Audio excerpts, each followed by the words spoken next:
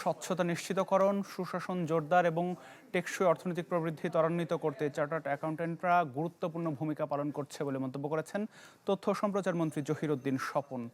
শনিবার ইন্টারকন্টিনেন্টাল হোটেলে chartered accountant হিসেবে স্বীকৃতিপ্রাপ্তদের সাফল্য উদযাপনে আয়োজিত অনুষ্ঠানে যোগ দিয়ে তিনি একথা বলেন। তিনি বলেন, কৃত্রিম বুদ্ধিমত্তা ও ডাটা অ্যানালিটিক্সের মতো প্রযুক্তিগত অগ্রগতির সুবাদে এই পেশায় দ্রুত রূপান্তর ঘটছে।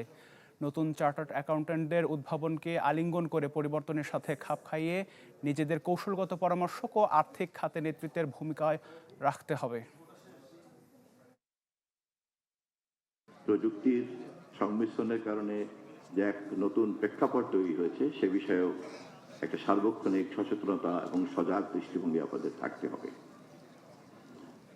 আপনারা এখন শুধুমাত্রই হিসাব বিজ্ঞানী না, আপনাদের এই ক্ষমতা এবং এই দক্ষতা এবং এই যোগ্যতার কারণে আপনারা যে কোনো প্রতিষ্ঠানের একজন কৌশলী উপদেষ্টায় পরিণত হবেন।